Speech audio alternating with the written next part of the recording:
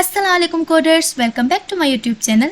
जैसे कि ये थर्ड वीडियो है सी लैंग्वेज की सीरीज़ का, जिसमें हम सीखेंगे कि कंपाइलर और इंटरप्रेटर किससे कहते हैं और क्या मेन डिफरेंस है कंपाइलर और इंटरप्रेटर के बीच में। तो बगैर किसी टाइम वेस्ट के वीडियो को स्टार्ट करते हैं। कंपाइलर को अंडरस्टैंड करने के लिए हम इसकी डेफिनेशन को पढ़ लेते हैं। Compiler translates compiles source code written in a high level language into a set of machine language instructions। जैसे कि compiler as a translator use होता है, जो हाई लेवल लैंग्वेज में लिखे गए पूरे कोड को ट्रांसलेट करता है मशीन लैंग्वेज में टू मेक कंप्यूटर अंडरस्टैंड। अब ये सोर्स कोड क्या होता है? जो भी हाई लेवल लैंग्वेज का इस्तेमाल करके कोडिंग होती है या जो भी प्रोग्राम के अंदर इंस्ट्रक्शंस लिखी जाती हैं, उस इंटायर प्रोग्राम को हम क्या बोलते हैं? Source code.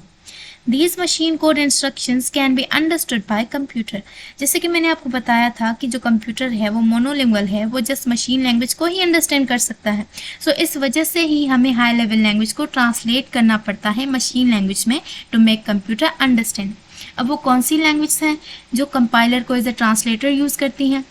वो है सी लैंग्वेज, C++, जावा। ये ऐसी प्रोग्रामिंग लैंग्वेज हैं जो कंपाइलर को एज अ ट्रांसलेटर यूज़ करती हैं। कंपाइलर के बाद इंटरप्रेटर आता है। Interpreter translates source code written in a high level language into a set of machine language instructions statement by statement. Interpreter क्या करता है? इंटरप्रेटर भी एज अ ट्रांसलेटर यूज़ होता है, जो हाई लेवल लैंग्वेज में लिखी गई प्रोग्रामिंग को ट्रांसलेट करता है मशीन लैंग्वेज में, बट स्टेटमेंट बाय स्टेटमेंट।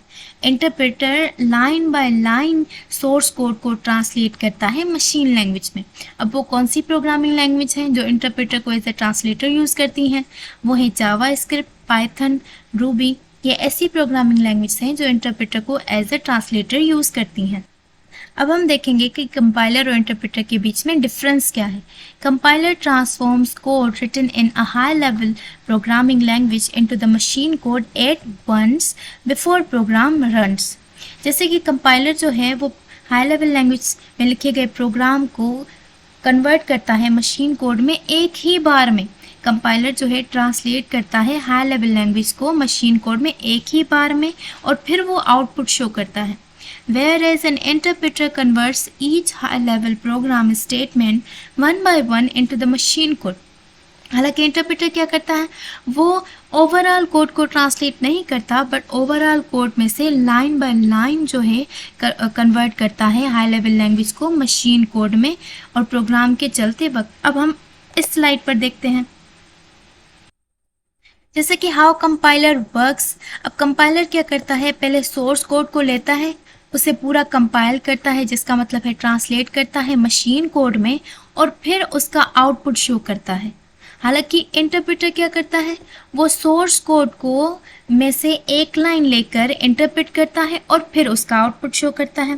फिर दूसरी लाइन लेगा, उसे इंटरप्रेट मतलब ट्रांसलेट करेगा, फिर आउटपुट शो करेगा।